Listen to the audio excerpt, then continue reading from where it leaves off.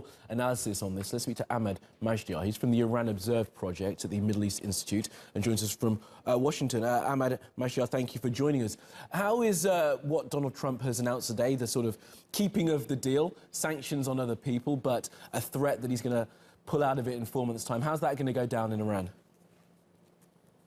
Well, the Iranians have been very much clear that they are not open to renegotiating this deal. And some of the requirements that President Trump has put on Congress and European allies to fix some of the loopholes of the deal, for example, the very robust inspection regime that international inspectors should be allowed to visit Iranians' military installations, or to put some curbs on Iran's ballistic missile program, or to negotiate Iran's expanding regional role. The Iranians have said that we are not negotiating this, and the nuclear agreement is not a bilateral agreement between Tehran and Washington. It's an international agreement between 6 different signatories. And also they count on the Europeans to support them, because the Europeans sided with Washington before to put very crippling sanctions that brought Iran to the negotiating table. But now Tehran believes that they can create a wedge between Washington and Europe and isolate Washington in this diplomatic standoff.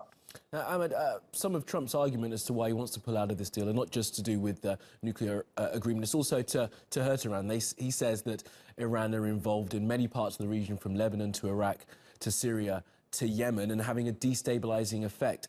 Is he wrong in that assessment of Iran's role in the region? And will his pulling out of the deal, or threat to pull out the deal, have any impact on what Iran does going forward? Well, the administration is absolutely right about Iran's destabilizing role in the region and support for militant and terrorist groups across the region, from Afghanistan to Syria, Iraq, and Yemen. And the European countries actually just shared the Trump administration's concern about both Iran's regional malign activities as well as the ballistic missile program.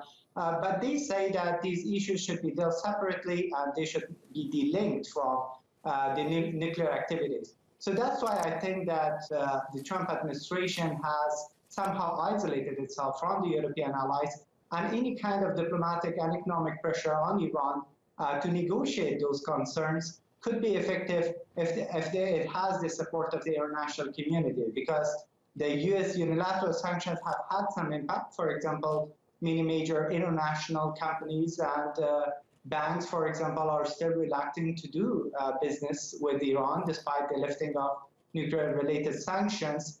But ultimately, if we are trying to address those issues, Washington does need the support of the European allies. You mentioned, finally, Ahmed Majidyar, you mentioned the isolation that the United States finds itself in here. It's similar to as they sort of have been in, on the Korean Peninsula, sort of outmaneuvered. Is there a possibility that the United States could withdraw itself from this nuclear deal? The Europeans, Russia and China stay as signatories to it, and the deal goes on without the US? That's actually what the Trump administration today echoed, because they said that if Congress, with the support of the Europeans, if they have not come up with a plan B and with a new legislation to fix those loopholes of the deal, then the administration will unilaterally walk away from the deal and terminate that. And without US being in the deal, then Iran has 2 options. Either Iran will also walk away from the deal and resume high-level enrichment that could, of course, heighten tension between Washington and Tehran, and there might be even possibility of a military confrontation.